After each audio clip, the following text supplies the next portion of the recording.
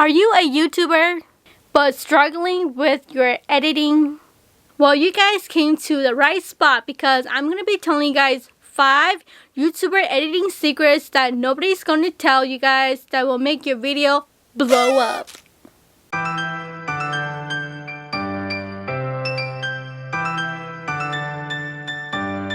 When I started making YouTube videos, I find it super hard to edit my videos because I didn't know what to add on there or anything like that, and it's just like I have to learn everything by myself, so I really don't want you guys to like do that. And I watch a lot of YouTube videos for editing and stuff like that, but I feel like most of them like are just not for me and not mainstream enough for us, especially if you're just making YouTube video like lifestyle videos where you don't really need all those fancy jancy stuff. You just want to do like really simple like edits on your video, so these tips are for you.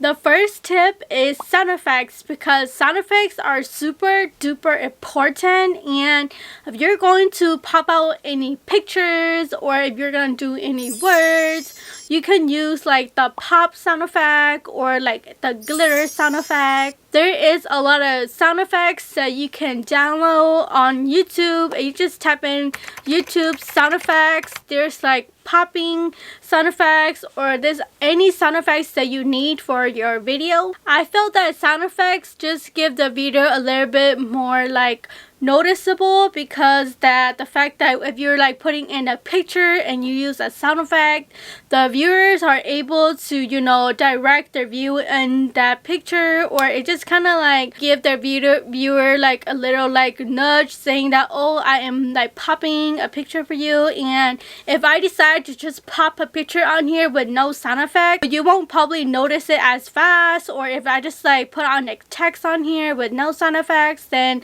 you won't even notice it. The second tip is just cutting your video to do like a close-up video. If like there's something kind of entertaining going on in the background, you could like do like a close-up on it, and I feel like it just kind of give your video like a little bit more like breather to laugh and to really enjoy it. Not only that, but it kind of helped the viewer just kind of like get out of boredom, especially if you're just doing like videos where you just basically sitting and talking for so long.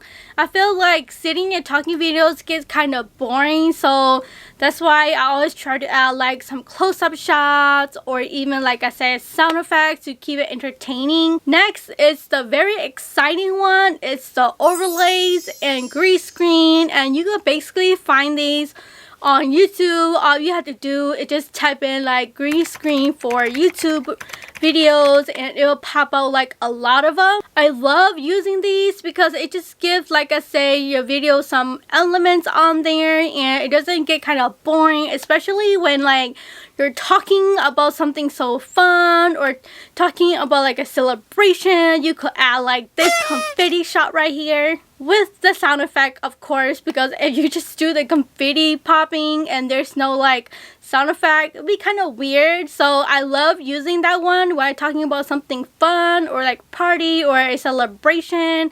You just add that on there. It just gives your video like so much liveliness. If not, there are just like a couple of things that I like to use, like this wing one. I think this wing one is just so cute. Or I would just add like some of these like sakura cherry blossom on here, or like some, if I'm talking about snow or how cold it is, I just add some snow effects on here. And like I said before, you can totally just, you know, YouTube like, you know, green screen a YouTube for videos, something like that, and you could download it and use it. You gotta have some music in your video, because it'll be kind of boring if you just kind of like do like a video with no music. I like to add music on my intro or in the ending credits, or if I'm doing like a baking video and I just add some nice music on there. So music is very important, and I know that it's copyrighted, so the best way to find your music is basically you write YouTube and write non-copyrighted music on YouTube, and it will pop out like a lot of like YouTube videos that is non-copyrighted music. The last tip I have here is basically the most important part of video editing for YouTube or just basically anything, it's your color correcting. Every video that is filmed, I color correct it, but every YouTuber color correct their videos. They don't just use whatever video that is on their camera and just upload it on YouTube. I mean, you could totally do that, but it's not ideal because the color is kind of off. And right now I will show you guys the color that I have an edit, like unedited color. As you can tell, it's really dull and not saturated, don't have no vibrance on there, and you can tell that I'm really grayed out and it doesn't have like nothing, no filters. And the way that you can do this, if you use Adobe Premiere Pro or Final Cut Pro, there are things that are called LUTs in there, and I feel like it took me forever to understand these LUTs, but basically it's kind of like filter for videos, but I wouldn't want to say filters because it's kind of like not a term for it. It's called LUTs, so I'm just gonna call it LUTs. And LUTs are basically like filters that you use for your videos, and basically movie making use them. I use it for my video as well. There's tons of LUTs out there that you can download for free, and I have like plenty of them, but there are some like lux filters that is already built in my program, so I just use those ones because those are like less filtery. Because if I do like one with a lot of filter, like I'm gonna show you right now, it's too much. This is too much filter, you know, can't do that one.